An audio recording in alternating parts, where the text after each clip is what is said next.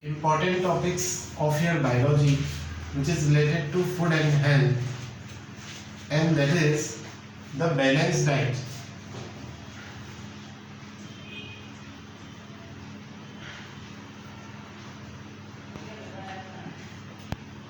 Now when we speak about the balanced diet, first of all we need to know that what it actually means. Balanced diet means that the all nutrients of the food are in a proper ratio, are in a definite ratio or a fixed amount. Now what I mean by fixed amount or a definite ratio is that let's consider the proteins, the fats, the vitamins. These all are the nutrients, as you all might be knowing. So when we are speaking about the balanced diet, then these all nutrients along with certain minerals need to be in a fixed quantity, in a definite ratio. The basic nutrients of our diet are, like as I already said, proteins, fats, carbohydrates, lipids, minerals. So when we are speaking about balanced diet, then these all nutrients need to be in a fixed quantity, in a definite ratio. Here one thing that has to be remembered, that along with these nutrients, we have to keep in mind that a balanced diet always contains the roughage. Now roughage are not the nutrients, but the proteins, the fats, the carbohydrates, the lipids, the minerals, along with the vitamins. These are the nutrients. Means these all digest in our body to provide us the energy. But roughage doesn't digest in the body, rather it helps in the digestion or improves your digestion. Roughage basically includes the fibers that we get from the green vegetables like cabbage. Cabbage, let me tell you, cabbage is the rich source of, even the richest source of roughage. So roughage aids in the digestion. What I mean by aids in the digestion is that roughage helps to improve the digestion. Although it doesn't provide any energy,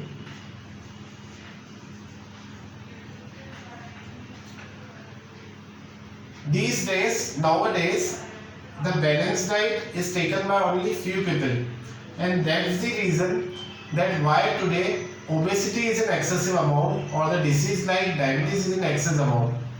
By obesity or diabetes we mean the excess intake of calories or an unbalanced diet. Now the word calorie means the energy provided by the food. So these all nutrients from vitamin to minerals, they provide you certain sort of energy, certain amount of energy which is determined and measured in terms of calories. Roughage will not provide you calorie. Calorie is the unit of energy provided when food oxidizes completely in the body.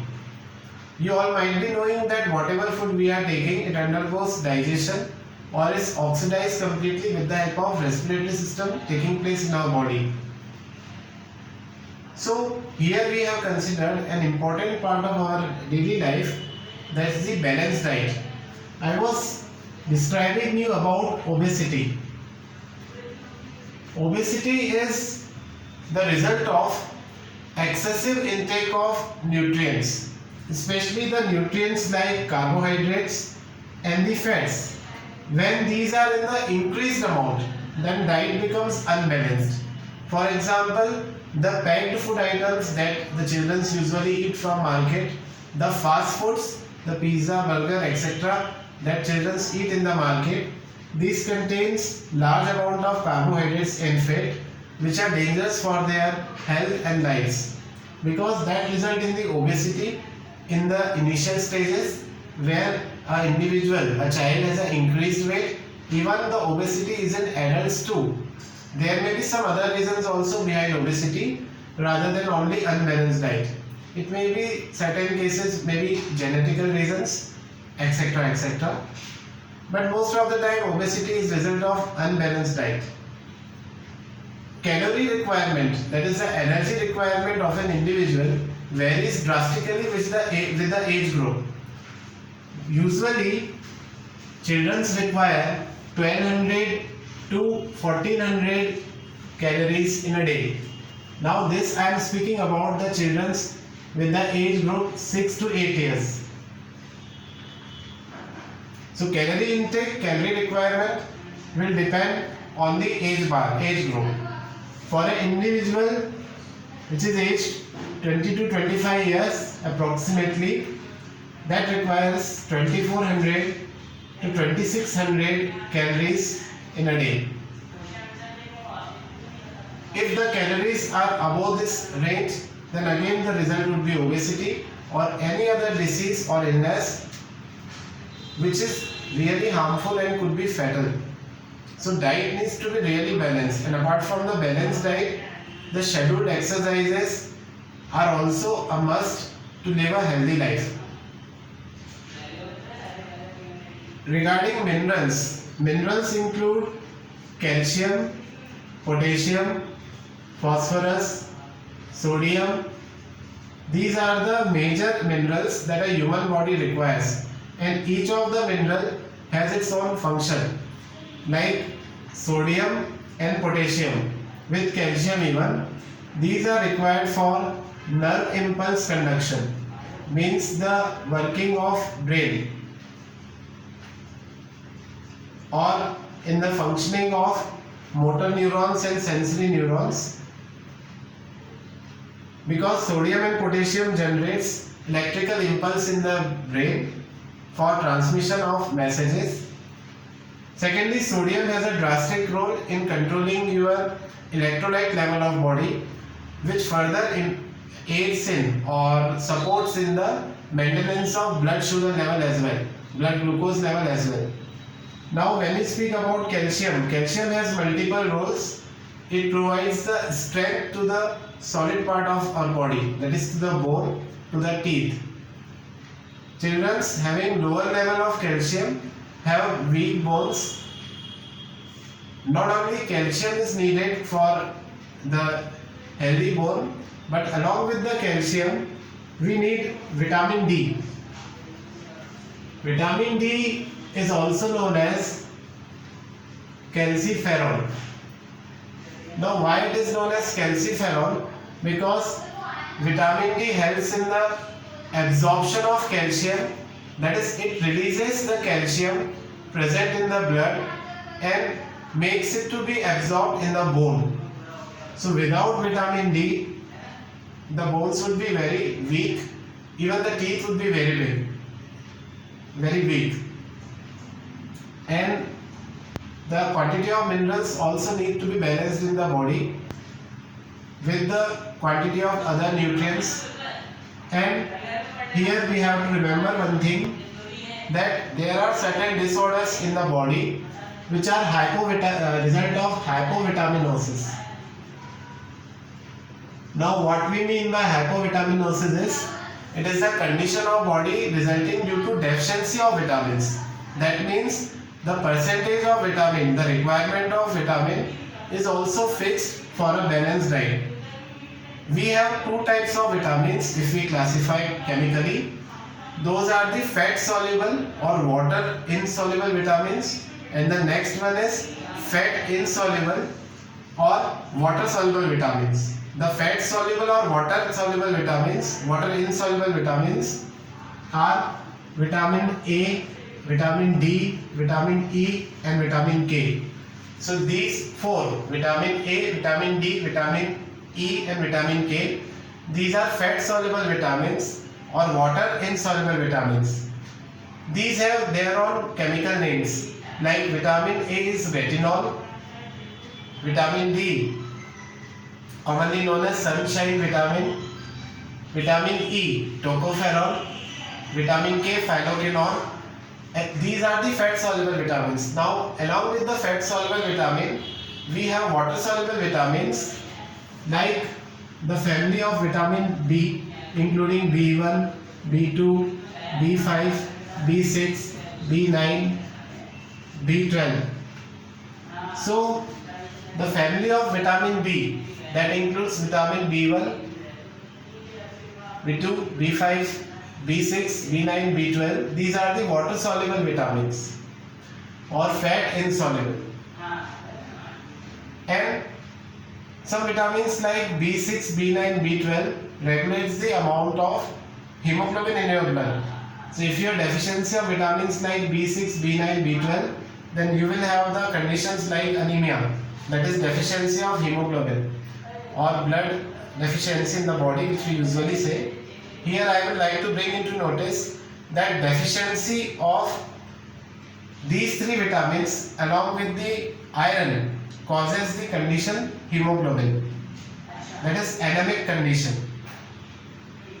And again, these vitamins also have their chemical names, like B1 is thiamine, B2 is riboflavin, B5 is niacin, this is vitamin B6, B9, B12 is this is folic acid, B9 is your cyanocobalamin. So each of these vitamins have their own scientific or chemical names, and the deficiency of any of these vitamin, whether it's fat soluble or water soluble, that is known as hypovitaminosis, a particular condition of body which could be recovered by intake of that vitamin. Let's suppose I have deficiency of vitamin A, then I have to take the diets which are rich in vitamin A, like green vegetables, eggs, milk, etc.